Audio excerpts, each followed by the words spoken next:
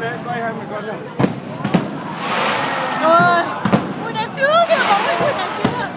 Nào.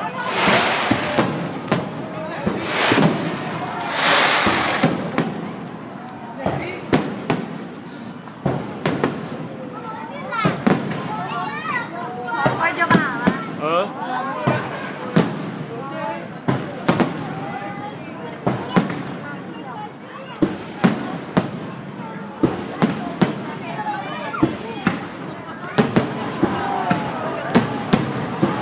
ôi.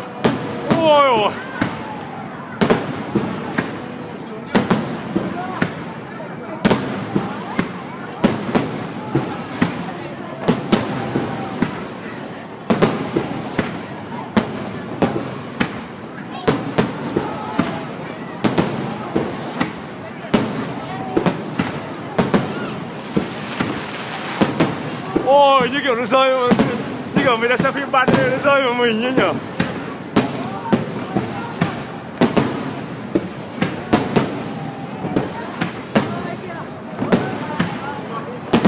Ôi, đẹp thế.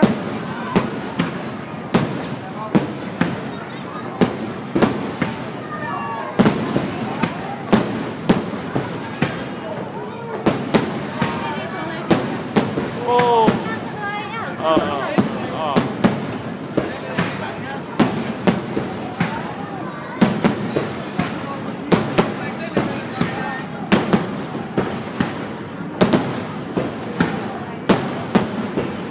Ôi.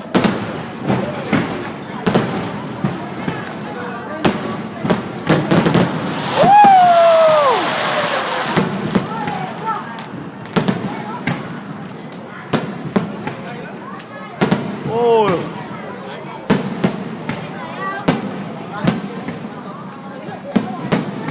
Đây này. Ôi, không cần đèn pin cho cô làm không? Lên đây xem mỹ phê này. Đứng xuống.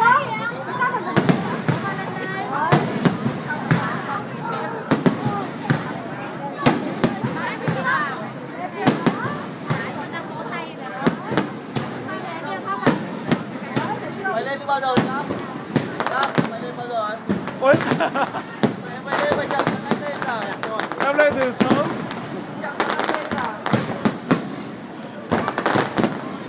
Lên từ bây giờ. Em lên đây á, lên đây lúc 8 giờ, hơn 8 giờ. Anh lên lâu chưa? Em vừa lên. Ui, thế à? Đây này. Đây, em mày lên từ lúc 8 giờ. Lên lúc 8 giờ rộng thoải mái trên các đường.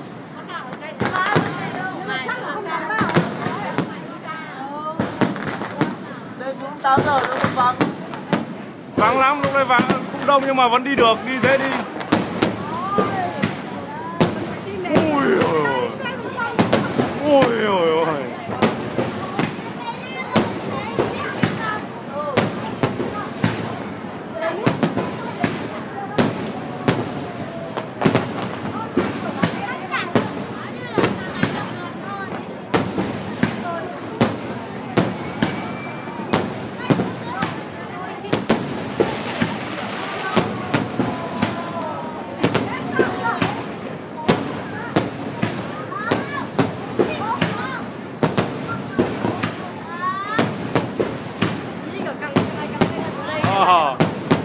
Đẹp thế nhỉ.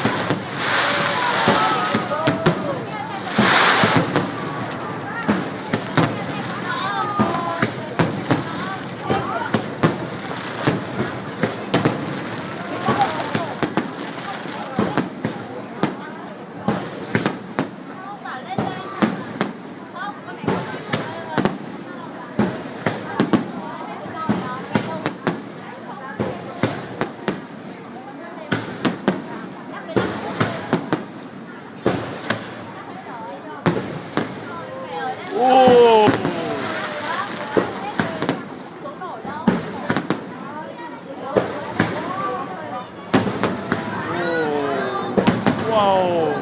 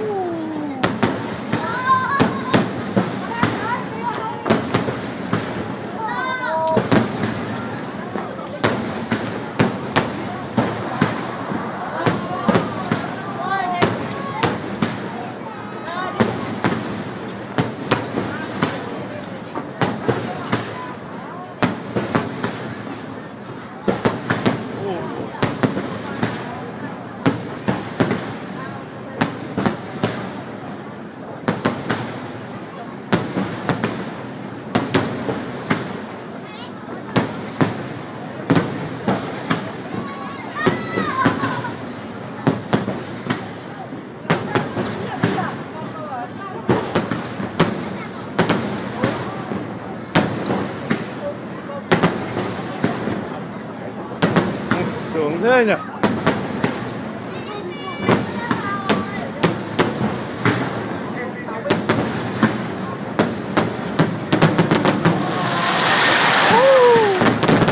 Wow.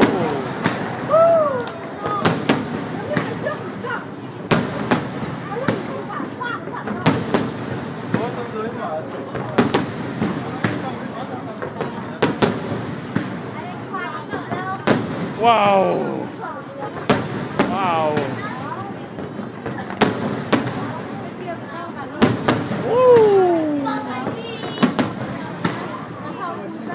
Đó, bên Gia Lâm đang bắn mà.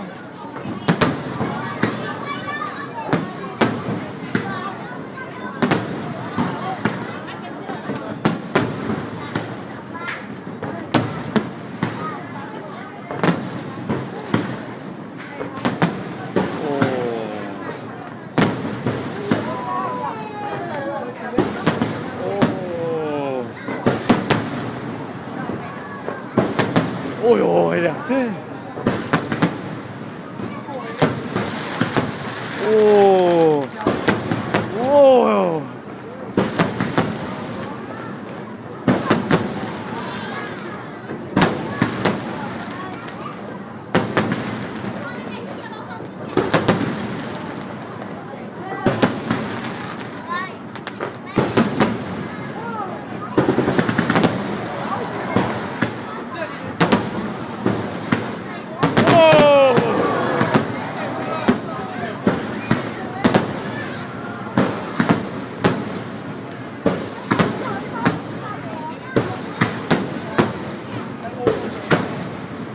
Ồ.